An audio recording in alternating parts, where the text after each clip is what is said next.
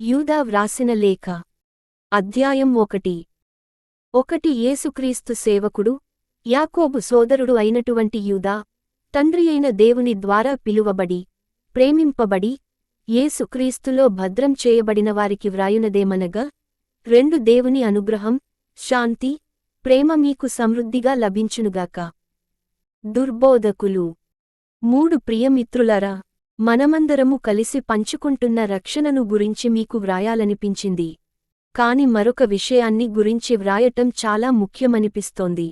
అదేమిటంటే దేవుడు తన పవిత్రులకు అప్పగించిన సువార్తలో ఏ మార్పు రాకుండా మీరు పోరాడాలని విజ్ఞప్తి చేస్తున్నాను.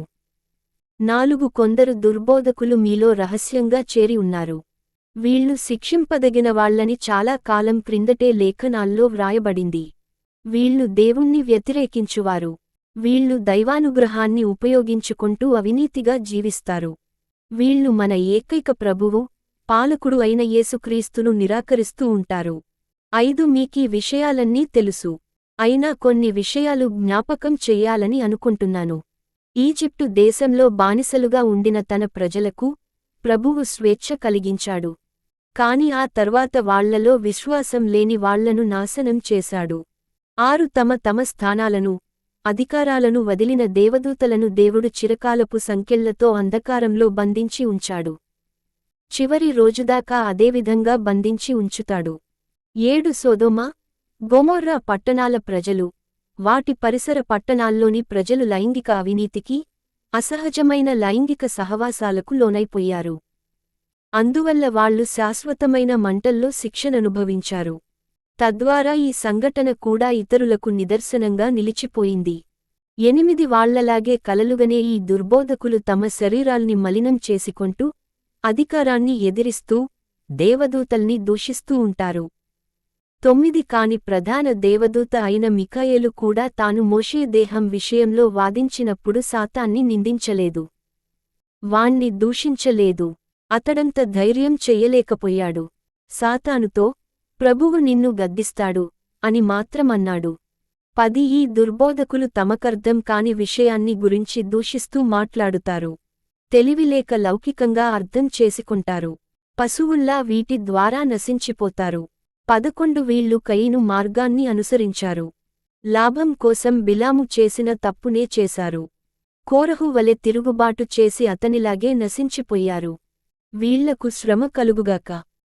వీళ్లు మీరు చేసే సమాజ విందుల్లో ఏమాత్రం సిగ్గు లేకుండా పాల్గొంటారు. తమ కడుపులు బాగా నింపుకుంటారు. గాలికి ఎగిరే నీళ్లులేని మేఘాల్లాంటి ఫలమివ్వని ఎండిన వృక్షంలాంటివాళ్లు. వ్రేళ్లు పెకిలింపబడి 2 సార్లు చనిపోయిన వృక్షంలాంటివాళ్లు. అవమానమనే నురుగు కక్కే సముద్రపు కెరటాల్లాంటివాళ్లు. ఆకాశంలో గతితప్పి తిరిగే నక్షత్రాల్లాంటివాళ్లు. వారి కోసం దేవుడు గాఢాంధకారాన్ని శాశ్వతంగా దాచి ఉంచాడు. ఆదాము తర్వాత 7వ వాడైన హనోకు వీళ్లను గురించి ఈ విధంగా ప్రవచించాడు. అదిగో, ప్రభువు వేలకొలది పరిశుద్ధులతో కలిసి వస్తున్నాడు. వచ్చి అందరిపై తీర్పు చెప్పుతాడు. దుర్మార్గపు పనులు చేసే అవిశ్వాసుల్ని, తమకు వ్యతిరేకంగా చెడు మాట్లాడే పాపుల్ని శిక్షిస్తాడు. ఈ దుర్బోధకులు సనుగుతూ తప్పులెంచుతూ ఉంటారు. తమ దుర్వ్యసనాలు తీర్చుకుంటూ ప్రగల్భాలు చెప్పుకుంటూ తమ లాభం కోసం ఇతరులను పొగుడుతూ ఉంటారు. హెచ్చరికలు, ఉపదేశాలు. కాని ప్రియమిత్రులారా, మన ప్రభువైన యేసుక్రీస్తు యొక్క అపొస్తలులు చెప్పిన ప్రవచనాల్ని జ్ఞాపకం ఉంచుకోండి. 18 చివరి రోజుల్లో దేవుణ్ణి దూషించేవాళ్లు తమ దుర్వ్యసనాలు తీర్చుకుంటూ వస్తారు అని అపొస్తలులు చెప్పారు.